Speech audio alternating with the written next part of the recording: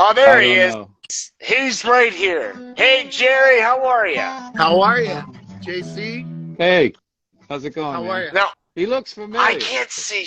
I can't see shit on my end. All I see is black. God damn it! All right, Jerry, tell us about your story. Oh, You were in oh Danzig? no, he had mentioned a long time ago something. He said something about Rick wanting to have white hair or something. I don't know. I used to ask him all kinds of questions all the time.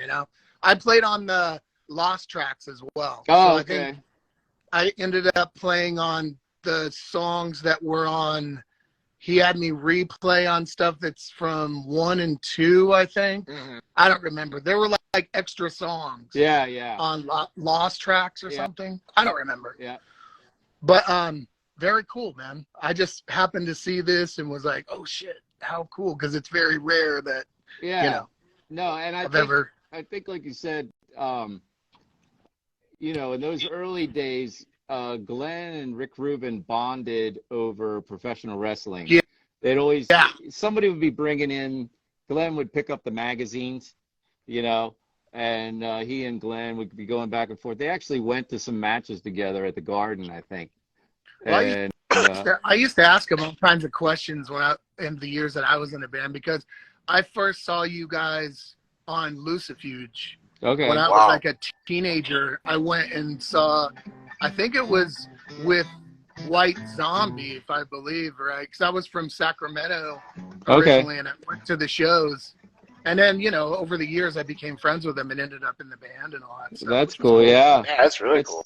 Sacramento was. But yeah, I would always ask him all kinds of questions about those days, because I loved playing all the Lucifuge, the first album, all those records. But my favorite records were always the first 4. Still, like Stalker Song was one I was always trying to get them to play. I got some requests recently, people wanting to learn that song, and I'm like, really? And they're like, and Can't Sleep too, because he said that most of the guitars on Can't Sleep is like reverse guitar. Can't speak. Can't speak. Yeah. It's like reversed.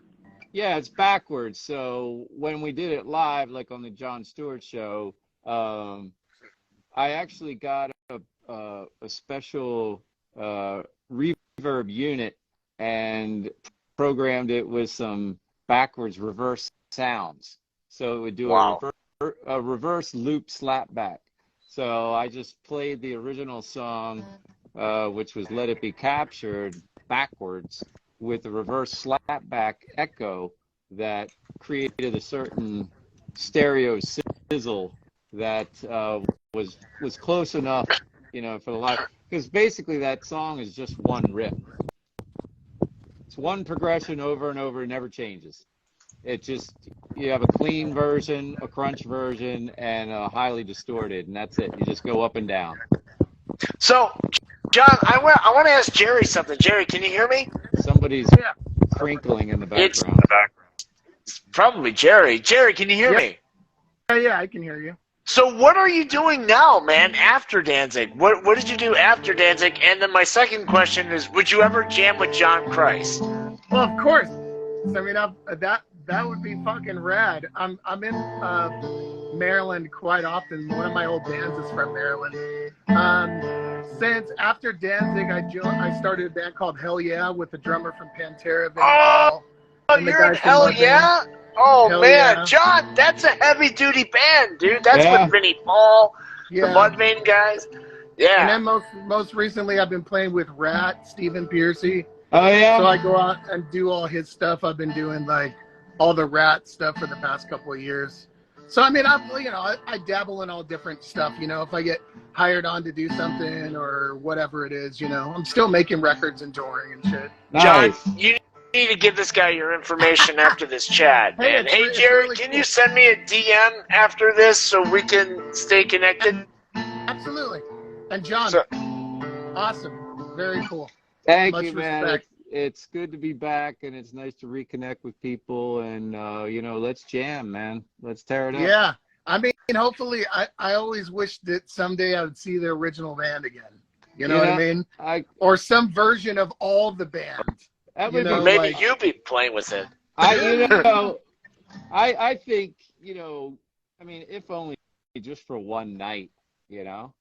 Yeah. Just there were times when he talked about bringing back Chuck even. Like, there would be talk every once in a while, you know, like, what about this or what about that? But, you know, or even when we first did Misfits, the first version of the Doyle stuff, you know what I mean? But it's all whole other stories and stuff. Yeah, You know, I mean, you lived it longer than I did, so you totally know the whole reel of how it works, you know? But the whole thing is, what I really don't know is, you know, once it got into the hands of the lawyers, I never talked to Glenn again.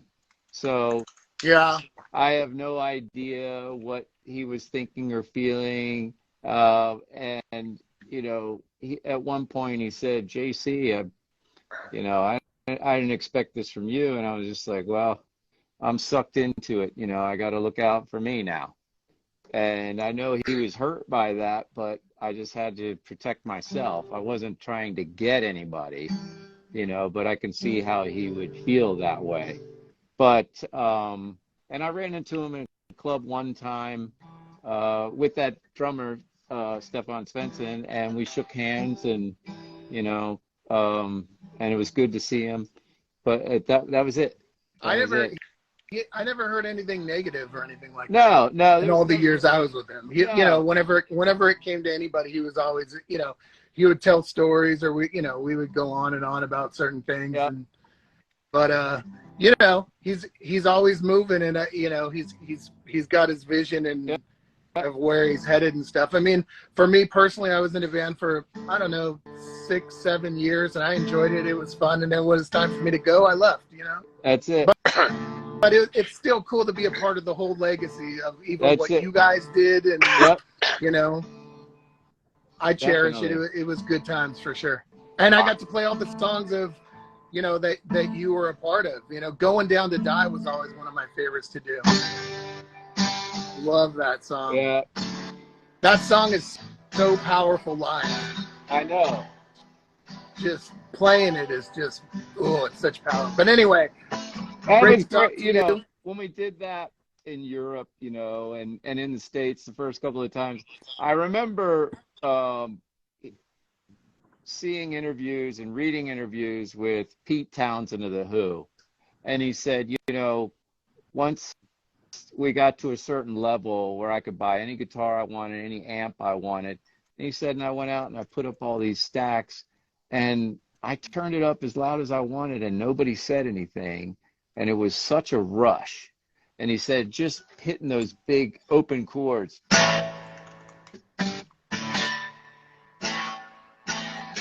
He said, just simple power chords and feeling that power in that ring. And that, to me, that was what Going Down to Die was like.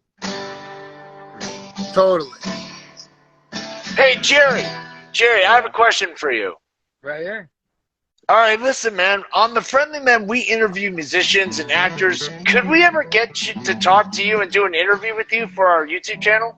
Sure, hit me up anytime. Yeah, but I'm just here. I just saw this through Facebook, and I was like, oh shit, JC's gonna be on there. It's rare for me to see him on things, so I wanted to come and check it out and show support and just check the whole thing out. So it's awesome. Hey, man. And thanks a lot, Jay. Just send me a DM, Jerry, after this, dude. We've been doing this for 3 hours now. Oh, wow. Non-stop. Yeah. So. Stick the fork in me. I'm ready for another pot of coffee. I think I'm good. Man, it's 12:30. Go ahead, Jerry. Good one. JC, take care.